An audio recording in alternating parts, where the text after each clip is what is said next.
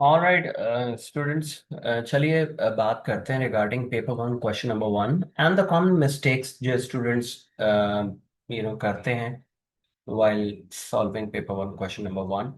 ठीक है। जो अभी मेरे जो माइंड में जो ना मिस्टेक्स, कॉमन जो मिस्टेक्स हैं वो जहन में आई हैं, वो मैंने यहाँ मेंशन की हैं। लेकिन ये है कि when we will start solving the passages, जब हम पैसेजेस सॉल्व करने लगेंगे तो वहां पे भी मैं आपको कुछ टिप्स दूंगा कि ये नहीं करना है। ठीक है। अच्छा, some students read partial half passage. ठीक है। वो ऊपर के डेढ़ दो तीन लाइनें पढ़ लेते हैं एंड दे थिंक के बस इतने ही काफी है, इतने से बना दो तो 2 मार्क्स के लिए क्या ही करूंगा, 2 मार्क्स के लिए कितना पढूं। ठीक है, तो ऐसा नहीं होता। जो उन्होंने पैसेज दिया है, you have to respect the passage. ठीक है। तो स्टूडेंट जो है वो पार्शल हाफ पैसेज पढ़ते हैं और फिर उसके बाद हाफ रेस्पॉन्स बनाना शुरू कर देते हैं। वो 5 6 7 लाइनों का आंसर लिख के बोलते हैं भाई मेरा काम तो हो गया। ठीक है। ऐसा, इसका कोई फायदा नहीं है। जब एक पैसेज आपको एग्जामिनर दे रहा है तो आपको उसको, पैसेज को रेस्पेक्ट देनी है, उसका हर कॉर्नर आपको समझाना है। ठीक है, इट इज योर रिस्पॉन्सिबिलिटी। आपको बहुत ज्यादा डिटेल में जाने को नहीं बोल रहे, लेकिन आपको समराइज जो है उसका व्यू देना होता है। एग्जामिनर वांट्स टू नो कि आपका माइंडसेट क्या है, आपने क्या समझा और आपने पार्ट बी की रोशनी में इससे क्या हासिल किया। उसको पढ़नी होती तो वो तो कहीं से भी उसकी जो है वो थीम पढ़ सकता है, मेन थीम। बहुत बड़े बड़े उलमा ने लिखी है। एग्जामिनर आपका पॉइंट ऑफ व्यू देखना चाहता है कि आपको क्या समझ में आया पार्ट ए की रोशनी में, आप क्या जानते हैं, आपकी नॉलेज क्या है, कि क्यों ये नाजिल हुई, किन हालात में नाजिल हुई, वर्सेस क्या अल्लाह सिखाना चाह रहा है अपने बारे में, अपने रिलेशन के बारे में, हर चीज से, और हमारा रिलेशन अल्लाह से क्या है, मैसेंजर से क्या है, और अल्लाह ताला बिलीवर्स को कैसे सपोर्ट करता है, कैसे ख्याल रखता है। ठीक है। तो ये आपको एक माइंडसेट अपना बताना होता है। तो कुछ स्टूडेंट पार्शल हाफ पैसेज पढ़ते हैं और हाफ आंसर लिखना शुरू कर देते हैं, दैट इज रॉन्ग। ठीक है। तो क्या होता है, their answer seems like they were very tired while answering each part, या bored, या फिर somebody has forced them to write the passage। ये अनफॉर्चुनेटली जब हम आंसर पढ़ते हैं तो उससे यही फीलिंग आ रही होती है कि बड़ी मुश्किल से ये कुछ अल्फाज में लिखने की कोशिश की है, वरना ना हिम्मत हो रही थी ना दिल कर रहा था। तो प्लीज अपने आंसर में अपना पैशन और अपना विलिंगनेस शो करें। आपका आंसर जो होता है ना, वो हाफ पेज का 14 लाइंस का आंसर जो है, भरा भरा आंसर, और उसमें बड़े अच्छी हैंड राइटिंग से आपने बड़े अच्छे लफ्ज यूज करने की कोशिश की है। थोड़े लफ्जों में आपने अच्छी बात समझाने की कोशिश की है, बड़े बड़े मैसेजेस छोटे छोटे लफ्जों में समझाने की कोशिश की है, विद क्लैरिटी। और सीक्वेंस में लिखा है, एग्जामिनर के सोच के लिखा है कि एग्जामिनर को समझ आ भी रहा होगा या नहीं। तो ये चीजें मैटर करती हैं बहुत। इससे आपका पैशन नजर आता है, आपका हार्डवर्क नजर आता है, ऐसा नजर आता है। वो लिखा हुआ तो जो कुछ भी होता है आंसर, लेकिन वो आंसर ये फीलिंग दे रहा होता है कि सर, मैं एक अच्छा स्टूडेंट हूँ या मैं एक अच्छी स्टूडेंट हूँ और मैं बेहतरीन मार्क्स डिजर्व करती हूँ। I do not settle for less. ठीक है, मैं कम मार्क्स में बिलीव नहीं करता या करती, तो मुझे अच्छे मार्क्स दें, मैं कम मार्क्स नहीं लूंगा। ठीक है। तो प्लीज ये अपने आंसर की प्रेजेंटेशन पे बहुत ख्याल रखें। अच्छा, 7 वर्सेस हैं पैसेज में, तो आप जो है 3 वर्सेस समझा के नहीं जा सकते। ठीक है। ये ऐसे ही है कि आपके पापा ने आपको 7 काम बोले हैं, ये 7 चीजें बोली हैं कि ये करो। ठीक है, जाओ बाहर जाओ और ये 7 काम करके आओ, और आप वापस आ रहे हैं सिर्फ 3 काम करके। तो do you think your father will be satisfied? Obviously no. वो यही बोलेंगे बाकी 4 काम कौन करेगा, मैं जाऊं क्या।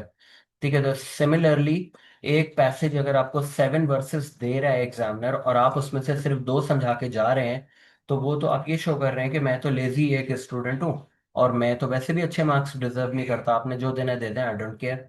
ठीक है। अच्छा, at least write a small logical summarise sentence for each verse to give yourself a better chance for full marks. अब ये भी यहाँ मैं आपको ये शॉर्टकट नहीं बता रहा हूँ, मैं आगे जब आपको सॉल्व करके दिखाऊंगा तो फिर आपको समझ में आएगा कि मैं ये क्या कह रहा हूँ। आपको हर वर्स का राइट होता है, हर वर्स का हक अदा करना होता है। You have to make sure कि आप उसको रेस्पेक्ट दें वर्स को और उसको समझाएं। हाँ, लेकिन वो एक आपकी वोकेबलरी और उस पर डिपेंड करता है कि आपकी राइटिंग स्किल, आप कितने अरसे से इंग्लिश से फेमिलियर हैं, तो आप एक अच्छा आंसर डेवलप कर सकते हैं। कई students they suffer because of their language skills, तो वो अच्छा नहीं समझा पाते हैं। अच्छा, some students start entering a हदीस या some verse of Quran as a reference. देखिए, ये बहुत लिमिटेड टाइम होता है यहाँ पे। Paper one question number one में बहुत लिमिटेड टाइम होता है, मैंने आपको बताया 3.75 मिनट्स होते हैं। एक पार्ट बनाने के लिए, तो उसमें आप कोई और वर्स या हदीस लिखने के लिए इतना आप टाइम लगा देंगे कि तकरीबन 1 डेढ़ मिनट तो आप वही वर्स और हदीस सोच सोच के एग्जैक्ट वर्ड्स क्या थे। नहीं कीजिए ऐसा, नहीं कीजिए ऐसा। अगर आप बहुत ही जबरदस्त स्टूडेंट हैं और आप बहुत ही आला स्टूडेंट हैं, you are very fluent at English, और आपको आंसर आप बहुत अच्छे तरीके से आप उसको समझा सकते हैं अपना पॉइंट ऑफ व्यू, उसके बाद आपने आंसर इतना अच्छा समझाया, पार्ट ए आपने 13 लाइन्स में, 10 वर्ड्स पर लाइन, 130 वर्ड्स में इतना फ्लॉलेस समझाया है कि बहुत ही अच्छा। तो फिर उसके बाद आपकी मर्जी, आप हदीस या रेफरेंस जरूर लिखें, मोर देन वेलकम। लेकिन ज्यादातर स्टूडेंट्स जो हैं वो यही सफर कर रहे होते हैं, क्या लिखूं, कैसे लिखूं, क्यों लिखूं, कितना लिखूं। तो वो उनके लिए ये सजेस्टेड नहीं है कि वो रेफरेंसेस की तरफ जाएं। वो हर वर्स को अपनी एक्सप्लेन कर दें कि मुझे क्या समझ में आया, मेरी नॉलेज क्या है पार्ट ए में, और पार्ट बी में इसकी इंपॉर्टेंस मेरी नज़र में क्या है, यानी मुझे क्या समझ में आया। ठीक है। तो वो उसी पे अपना फाइटिंग चांस रखें कि मैं जो है वो अच्छा पार्ट ए पार्ट बी समझा दूँ। ठीक है।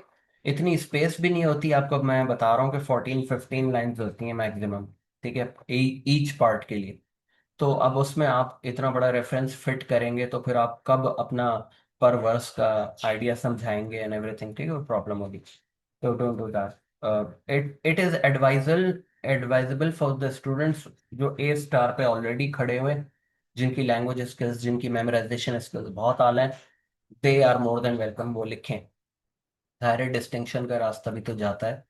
ठीक है। Just explain each part of a passage clearly and comprehensively. Do not think that if I add a reference or a hadith over here, the examiner will get impressed.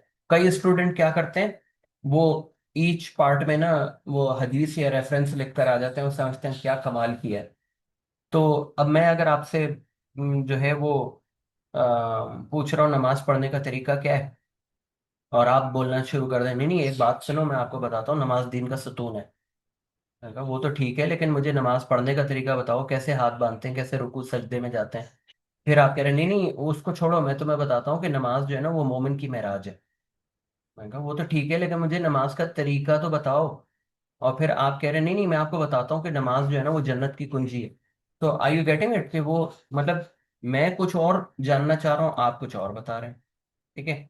अच्छा, remember the time flies quickly while solving Islam 205, it is a lengthy paper, तो you have to remember कि आप उसका जो main idea हर verse का, और हर verse का जो इम्पोर्टेंस है, वो उसको उसका राइट अदा करें, उसका हक अदा करें। ठीक है। अच्छा,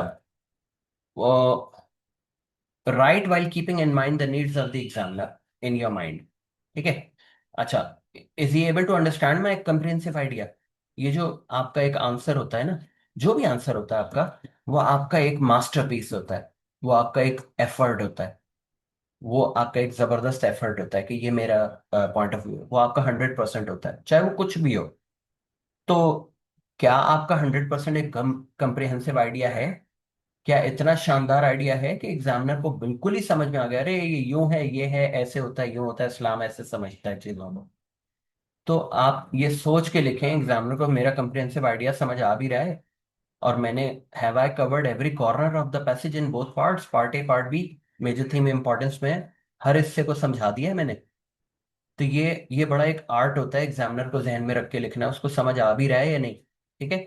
अच्छा, do not let your hand writing become an issue for better grades, your hand writing must be worked upon bye right from grade 9 onwards. अपनी अगर हैंड राइटिंग अच्छी नहीं है ग्रेड 8 तक, तो प्लीज अपनी हैंड राइटिंग को साइड प्रोजेक्ट के तौर पे सही करते रहें, करते रहें, करते रहें। क्यों? क्योंकि pleasant appearance of an answer also helps in better marks. ठीक है। वाइटो या करेक्शन फ्लूइड स्ट्रिक्टली अलाउड नहीं है इन सीआई। अगर आप ग्रेड 8 तक करेक्शन फ्लूइड यूज करते थे, वाइटो यूज करते थे, डू नॉट डू दैट। ठीक है। अगर एक वर्ड गलत हो गया है, अगर एक वर्ड गलत हो गया है, फॉर एग्जांपल ये वर्ड करेक्शन जो है, ये वर्ड गलत मैंने स्पेलिंग लिखी है, या ये वर्ड यहाँ नहीं लिखना चाहिए था, तो इसके ऊपर एक लंबा सा ऐसे डैश मार दें और आगे लिखना शुरू कर दें। ठीक है। अपनी मिस्टेक भी दिखाते रहे एग्जामिनर को कि मैं ये गलती कर रहा था, लेकिन बाद में मैंने इसको यूं सही किया। डू नॉट वरी कि एग्जामिनर क्या सोचेगा, उसको जो है बहुत ज़्यादा ख़राब ना करें पेपर को। ठीक है। और वाइटो और करेक्शन फ्लूइड बिल्कुल भी अलाउ नहीं है। ठीक है। If there is there will be other mistakes that students make when I'll start explaining the passages. ठीक है, individual passages, then if something comes in my mind I will explain to you. ठीक है, so please make sure to understand these mistakes and do not repeat them. Thank you.